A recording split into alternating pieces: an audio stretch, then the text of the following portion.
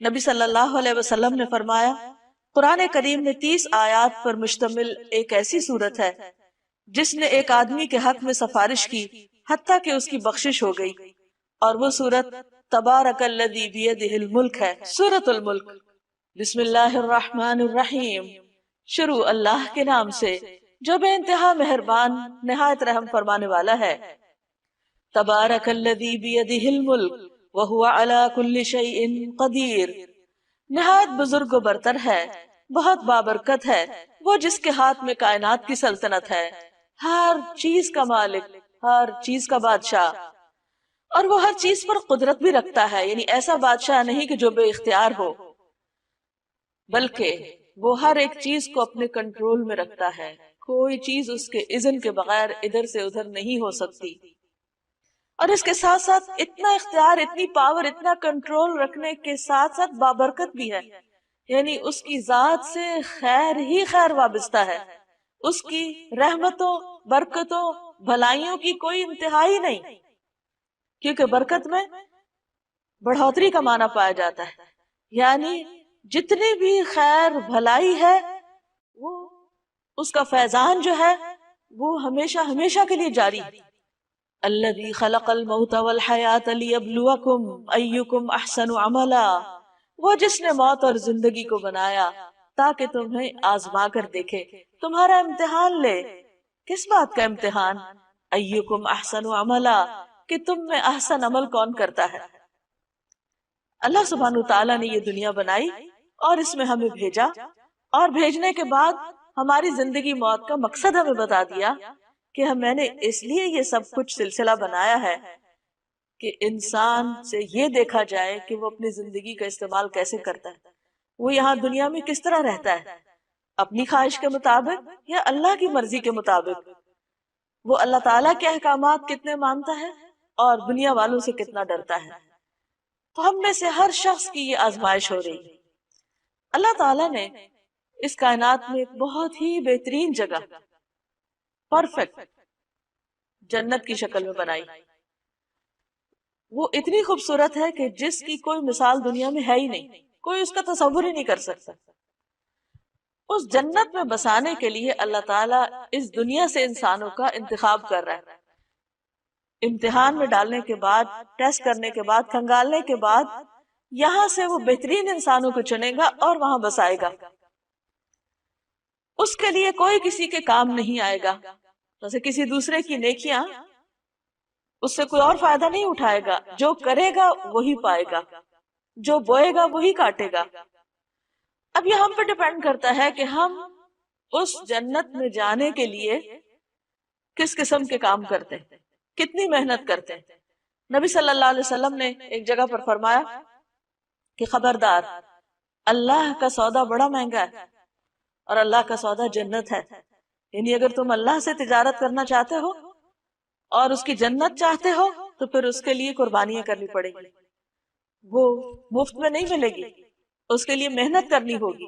اور وہ محنت کیا ہے؟ احسن عمل، بہترین کام۔ بہترین کام وہ نہیں ہوتے کہ انسان جن کو خود بہترین سمجھے، یعنی اس کی اپنی عقل کہے کہ یہ بہت اچھا ہی کر لیتے ہیں۔ مثلا اگر کسی کا دل کسی خاص کپڑا پہننے کو کر رہا ہے تو وہ کہے کہ یہ سب سے اچھا کام ہے کیونکہ میرا دل یہ چاہ رہا ہے کہ میں یہ پہنوں، تو ضروری نہیں کہ وہ اللہ تعالیٰ کو بھی پسند ہو۔ اسی طرح اگر کسی انسان کو کوئی ایسی چیز کھانے کو دل چاہ رہا ہے اور اس کی بہت زیادہ اس میں خواہش ہے تو ضروری نہیں کہ وہ اللہ سبحانہ تعالیٰ کو پسند بھی ہو سکتا ہے اللہ نے اس کو حرام کر رکھا ہو۔ اسی طرح اگر کسی کے دل میں کچھ باتیں ہیں اور وہ ان کو بولنا چاہتا ہے، کرنا چاہتا ہے، تو اس کو سوچنا پڑے گا کہ جو کچھ میں کہہ رہا ہوں یہ اللہ کو بھی پسند ہے یا نہیں۔ اسی طرح انسان اپنی مرضی سے کچھ سوچنا چاہتا ہے، کچھ اپنے دل دماغ میں اس کے خیالات ہیں اور وہ ان کو بہت انجوائے کرتا ہے، لیکن ضروری نہیں کہ وہ خیالات اللہ تعالیٰ کو بھی پسند ہوں۔ تو اس لیے اگر انسان احسن عمل کرنا چاہتا ہے تو اس کو دیکھنا پڑے گا کہ جس نے ہمارا انتخاب کرنا ہے، جس نے سلیکشن کرنی، اس کے نزدیک احسن کیا ہے، وہ کس چیز کو پسند کرتا ہے، اس کا کرائیٹیریا کیا ہے، اس کو کیسے میٹ کیا جائے، کس طرح اس کے مطابق ہم اپنی سوچ، اپنے خیالات رکھیں، اپنی گفتگو رکھیں، اپنے عمل، اپنے معاملات، لوگوں کے ساتھ طرز عمل، یہ سب کچھ کس طرح ہو، اور اگر یہ اس کی پسند کے مطابق ہوا تو قابل قبول، اور اگر وہاں ریجیکٹ ہو گیا تو اس کا کوئی فائدہ نہیں۔ تو فرمایا اس نے موت اور زندگی کو بنایا تاکہ تمہارا امتحان لے۔ ہر شخص امتحان میں ہے، اللہ تعالیٰ اچھے یا برے ہر طرح کے حالات سے بھی انسان کو آزما رہا ہے کہ ان حالات میں انسان کرتا کیا ہے۔ مثلا انسان کے اوپر دو حالتوں میں سے ایک حالت ہوتی ہے، یا وہ بہت خوش ہوتا ہے یا وہ تکلیف میں ہوتا ہے، یا وہ بس بیچ میں ہی درمیان میں ہوتا ہے۔ اب آپ دیکھیے کہ اگر وہ خوش ہے تو اس سے دیکھا یہ جاتا ہے کہ خوشی میں یہ کرتا کیا ہے، اللہ کی رضا کے کام یا ناراضگی کے کام، اللہ کا شکر ادا کرتا ہے یا ناشکری کرتا ہے۔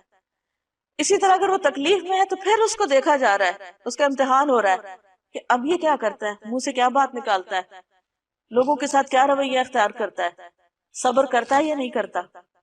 اور اگر دو کے بیچ میں ہے، یعنی نہ بہت خوش ہے نہ بہت تکلیف میں ہے، تو اس وقت کو کس طرح استعمال کر رہا ہے، یعنی روٹین میں اپنی روزمرہ زندگی کے جو اس کو اللہ تعالیٰ نے نعمتیں دی ہیں، صحت، زندگی، مال و دولت، اولاد، وقت، جوانی، ان ساری چیزوں کو کس کام میں لگا رہا ہے؟ کیا اس کا ہم اور غم صرف دنیا ہے، یا وہ اپنی ان ساری انرجی سے اور ملنے والی ساری نعمتوں سے کوئی اچھے کام بھی کر رہا ہے جس میں خلق خدا کا بھلا ہو، یا اس کی اپنی آخرت کے لیے چیزیں فائدہ مند ہو، خواہ وہ اللہ تعالیٰ کی براہ راست عبادت کا کوئی کام ہو یا بندوں کی خدمت کا کوئی کام، کیونکہ یہ زندگی بیکار گزارنے کے لیے نہیں ملی۔ اس دنیا میں سب سے بڑا نقصان اگر کوئی کر سکتا ہے کسی چیز کا تو وہ خود انسان اپنا ہی کرتا ہے، جب اپنے آپ کا وقت ضائع کرتا ہے، خواہ وہ بیکار کچھ نہ کر کے یا فضول کام کر کے۔ اس لیے جنت الفردوس میں جانے والوں کی جو صفات قرآن مجید میں بیان ہوئی ہیں، ان میں سے ایک صفت یہ ہے کہ والذین هم عن اللغو معرضون، کہ وہ ایسے کاموں سے پرہیز کرتے ہیں جو لغو ہوتے ہیں، بیکار ہوتے ہیں، جن کا نہ دنیا میں فائدہ اور نہ آخرت میں فائدہ، ادھر ادھر کی فضول باتیں، ادھر ادھر کے لوگوں کے حالات میں تجسس، اور بعض اوقات وہ غلط رستے پر بھی انسان کو ڈال دیتے ہیں۔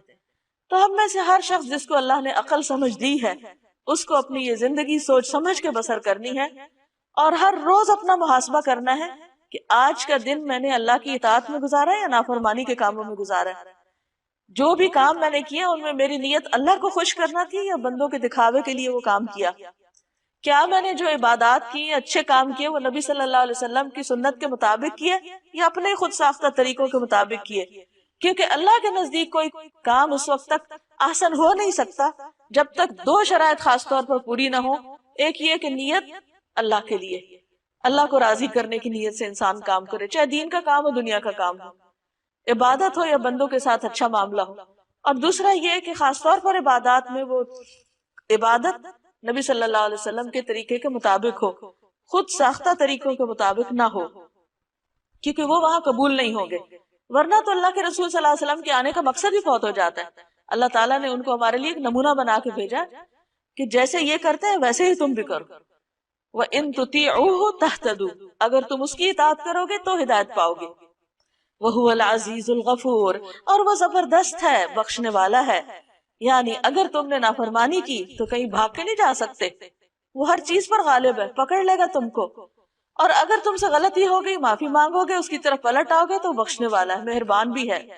پھر اللہ سبحانہ وتعالیٰ کی کچھ صفات بیان کی جا رہی ہیں، کتنا زبردست حکمت والا ہے، علم والا ہے، قدرت والا ہے، طاقت والا ہے، کیا کیا اس نے بنایا ہے، کائنات کی نشانیوں سے اس کو پہچانو۔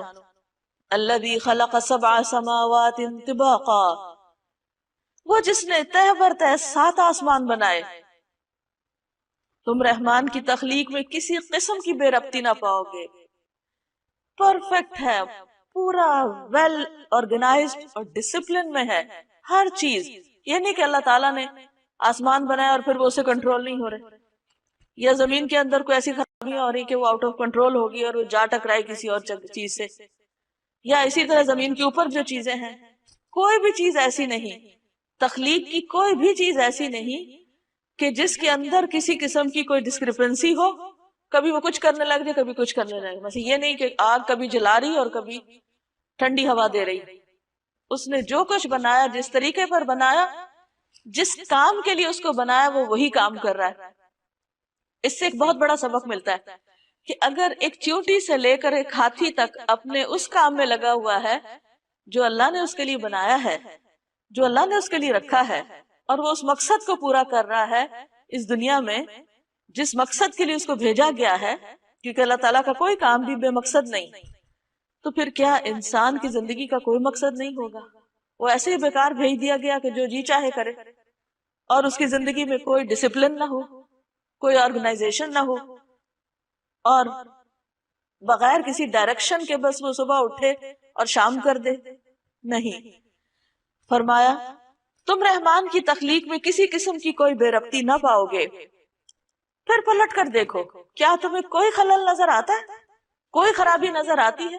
آسمانوں میں دیکھو، ستاروں اور سیاروں پر غور و فکر کرو، ہر چیز اپنی رفتار کے ساتھ اور اپنے طریقے پر اور اپنی ڈائریکشن پر چلتی چلی جا رہی ہے، اور اتنے ہیوج بڑے بڑے ستارے سیارے بغیر کسی ادھر ادھر ہوئے اپنی ایک سیدھ میں چل رہے ہیں جو اللہ نے راستہ ان کے لیے مقرر کیا۔ حتیٰ کہ شہد کی مکھی جیسی چھوٹی سی مخلوق بھی اللہ تعالیٰ کے طے کردہ راستوں پر چل کے اپنا کام کر رہی ہے۔ تو اس میں انسان کے لیے کیا نشانی ہے، کیا سبق ہے کہ اے انسان تو اپنے آپ کو دیکھ کہ تیرے اندر کتنا ڈسپلن ہے اور تیری زندگی میں کیا مقصد ہے۔ شہد کی مکھی تو شہد بنانے کے لیے آئی ہے، تو دنیا میں کون سے مفید کام کر رہا ہے، اور واپس ساتھ لے جانے کے لیے تمہارے پاس کیا ہے؟ بار بار نگاہ دوڑاؤ، تمہاری نگاہ تھک کر نامراد پلٹ آئے گی۔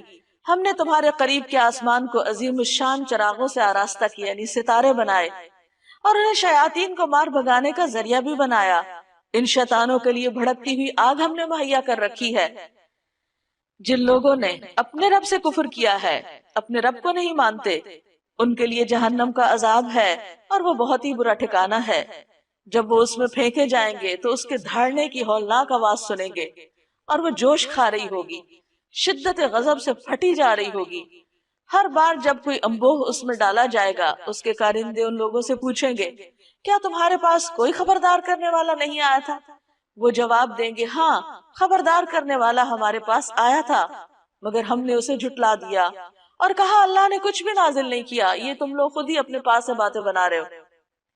ان انتم الا فی ضلال کبیر، تم بڑی گمراہی میں پڑے ہوئے ہو، یعنی ہدایت کے رستے کی طرف بلانے والے پیغمبر ہوں یا ان کے بعد دوسرے لوگ ہوں، انہوں نے انہی کو غلط ثابت کر دیا اپنے تئیں۔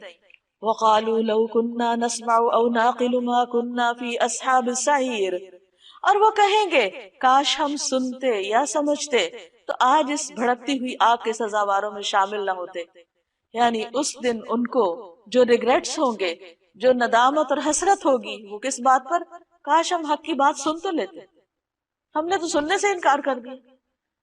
تو جو شخص آج نہیں سنتا خیر کی، حق کی بات، وہ کل قیامت کے دن سخت پچھتائے گا۔ اور پھر یہ کہ صرف ایسا نہیں سننا کہ بغیر سمجھے اس کو سن لیا جائے، ساتھ ہی کہا او ناقلو، یعنی عقل کا استعمال ضروری ہے، آنکھیں بند کر کے انسان کسی کے پیچھے نہ چلے۔ اس طرح وہ اپنے قصور کا خود اعتراف کر لیں گے۔ لعنت ہے ان دوزخیوں پر۔ ان الذین یخشون ربهم بالغیب لهم مغفرۃ واجر کبیر، جو لوگ بن دیکھے اپنے رب سے ڈرتے ہیں، یقیناً ان کے لیے مغفرت ہے اور بڑا اجر ہے۔ تم خواہ چپکے سے بات کرو یا اونچی آواز سے، اللہ کے لیے یکساں ہے، وہ تو دلوں کا حال تک جانتا ہے۔ کیا وہی نہ جانے گا جس نے پیدا کیا؟ حالانکہ وہ باریک بین اور باخبر ہے۔ وہی تو ہے جس نے تمہارے لیے زمین کو تابع کیا، چلو اس کے سینے پر اور کھاؤ خدا کا رزق، یعنی اللہ کا رزق کھاؤ، اسی کے حضور تمہیں دوبارہ زندہ ہو کر جانا ہے۔ یعنی اللہ کی نعمتیں استعمال کرو لیکن اللہ کو نہ بھولو۔ یعنی اللہ تعالیٰ نے زمین پہ یہ سب کچھ اس لیے نہیں پیدا کیا کہ انسان اس کو استعمال نہ کرے، لیکن جس چیز سے منع کیا وہ یہ کہ اللہ کا کھا کے اللہ کا وفادار بنے، اس کا شکر گزار بنے۔ اسی کے حضور تمہیں دوبارہ زندہ ہو کر جانا ہے۔ کیا تم اس سے بے خوف ہو کہ وہ جو آسمان میں ہے تمہیں زمین میں دھسا دے؟ یعنی کیسے غافل ہو کے سوتے ہو تم، کیسے اس کو بھول کر دنیا میں چل پھر رہے ہو؟ تمہیں ڈر نہیں لگتا کہ اللہ تعالیٰ جہاں تم کھڑے ہو اسی زمین کے حصے کو پھاڑ کے تمہیں اس کے اندر ڈال دے اور زمین تمہیں لے کے اندر کی طرف لڑک جائے، اور کئی دفعہ ایسے ہوتا بھی ہے، لینڈ سلائیڈنگ وغیرہ، اور یکایک یہ زمین جھکولے کھانے لگے، یعنی اللہ کی زمین پر تم نافرمانی کے ساتھ کیوں چل پھر رہے ہو؟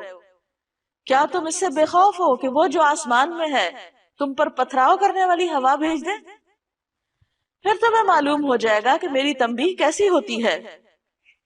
ان سے پہلے گزرے ہوئے لوگ جھٹلا چکے ہیں، پھر دیکھ لو کہ میری گرفت کیسی سخت تھی۔ کیا یہ لوگ اپنے اوپر اڑنے والے پرندوں کو پر پھیلائے اور سکیڑتے نہیں دیکھتے؟ یعنی اللہ کی نشانیاں تو بے شمار ہیں، یعنی ایک پرندے کا ہوا میں اڑنا ایک میریکل سے کم نہیں، لیکن تم غور ہی نہیں کرتے، اس کو فار گرانٹیڈ لیتے ہو کہ بس ہاں ٹھیک ہے اللہ نے بنا دیے اڑ رہے ہیں وہ۔ اس میں بہت بڑا سبق ہے تمہارے لیے، انہیں غور سے دیکھو، شعوری طور پر دیکھو۔ رحمان کے سوا کوئی نہیں جو انہیں تھامے ہوئے ہو، یعنی جو ایک پرندہ بھی اڑ رہا ہے تو اللہ کی حفاظت میں اڑ رہا ہے۔ اللہ نے اس کو ایسا جسم دیا، ایسی ہڈیاں دی کھوکھلی، ایسے پر دیے، اس شیپ کا بنایا کہ وہ اڑ سکے۔ اللہ تعالیٰ نے ہی اس کو یہ طریقہ بھی سکھایا اور پھر اس کو اپنی حفاظت بھی دی، پناہ بھی دی۔ وہی ہر چیز کا نگہبان ہے، یعنی جو پرندوں کی حفاظت کر رہا ہے وہی باقی ہر چیز کی حفاظت کرتا ہے۔ بتاؤ آخر وہ کون سا لشکر تمہارے پاس ہے جو رحمان کے مقابلے میں تمہاری مدد کر سکتا ہو؟ حقیقت یہ ہے کہ یہ منکرین دھوکے میں پڑے ہوئے ہیں۔ یا پھر بتاؤ کون ہے جو تمہیں رزق دے سکتا ہے؟ اگر رحمان اپنا رزق روک لے تو پھر اس کا رزق پا کر اس کا شکر کیوں نہیں ادا کرتے؟ دراصل یہ لوگ سرکشی اور حق سے گریز پر اڑے ہوئے ہیں۔ بھلا سوچو جو شخص منہ اندھائے چل رہا ہو، یعنی بغیر سوچے سمجھے بس ایک روٹین کی لائف گزار رہا ہو، وہ زیادہ صحیح راہ پانے والا ہے، یا وہ جو سر اٹھائے سیدھا ایک ہموار سڑک پر چل رہا ہو، یعنی اپنا راستہ خود اپنی آنکھوں سے دیکھ کر اسٹریٹ پاتھ پر ہو؟ ان سے کہو اللہ ہی ہے جس نے تمہیں پیدا کیا، تم کو سننے اور دیکھنے کی طاقتیں دی، سوچنے سمجھنے والے دل دیے، مگر تم کم ہی شکر ادا کرتے ہو۔ یعنی اللہ نے تمہیں جانوروں کی طرح پیدا نہیں کیا، عقل سمجھ دے کے کیا، لیکن تم کیا صرف جانوروں کی سطح پر زندگی بسر کرو گے کہ جس طرح وہ صرف اپنی خواہشات کی بنا پہ جیتے، کھاتے ہیں، پیتے ہیں، چلتے پھرتے ہیں اور بچے پیدا کرتے اور بات ختم؟ تم بھی ایسی زندگی بسر کرو گے؟ نہیں، اللہ نے تمہیں اپنی عبادت کے لیے پیدا کیا، وہ تو اپنی ان بیسک نیڈز کے ساتھ ساتھ اللہ کا ذکر بھی کرتے رہتے ہیں۔ تو انسان کیا تو اسی غفلت میں پڑا رہے گا؟ ان سے کہو اللہ ہی ہے جس نے تمہیں زمین میں پھیلایا ہے اور اسی کی طرف سمیٹے جاؤ گے۔ یہ کہتے ہیں اگر تم سچے ہو تو بتاؤ یہ وعدہ کب پورا ہوگا، یعنی قیامت کا یا پھر عذاب کا؟ کہو اس کا علم تو اللہ کے پاس ہے، میں تو بس صاف صاف خبردار کر دینے والا ہوں۔ پھر جب یہ اس چیز کو قریب دیکھ لیں گے تو ان سب لوگوں کے چہرے بگڑ جائیں گے جنہوں نے انکار کیا، یعنی آخرت کا عذاب دیکھتے ہی ان کی حالت خراب ہو جائے گی، اور اس وقت ان سے کہا جائے گا یہی ہے وہ چیز جس کے لیے تم تقاضا کر رہے تھے۔ ان سے کہو کبھی تم نے یہ بھی سوچا کہ اللہ خواہ مجھے اور میرے ساتھیوں کو ہلاک کر دے یا ہم پر رحم کرے، کافروں کو دردناک عذاب سے کون بچا لے گا؟ ان سے کہو وہ بڑا رحیم ہے، اسی پر ہم ایمان لائے، اسی پر ہمارا بھروسہ ہے، ان قریب تمہیں معلوم ہو جائے گا کہ سری گمراہی میں پڑا ہوا کون ہے۔ ان سے کہو کبھی تم نے یہ بھی سوچا کہ اگر تمہارے کنووں کا پانی زمین میں اتر جائے تو کون ہے جو اس پانی کی بہتی ہوئی سوتیں تمہیں نکال کر لا دے گا؟ یعنی اس زمین پر جو کچھ ہے اللہ کا ہے، اگر تم اس سے فائدہ اٹھا رہے ہو تو اللہ کے اذن سے فائدہ اٹھا رہے ہو، اور اگر وہ اپنی نعمتیں واپس لے لے تو تمہارے پاس کوئی زور نہیں کہ تم ان نعمتوں کو اپنی طاقت سے لے آؤ۔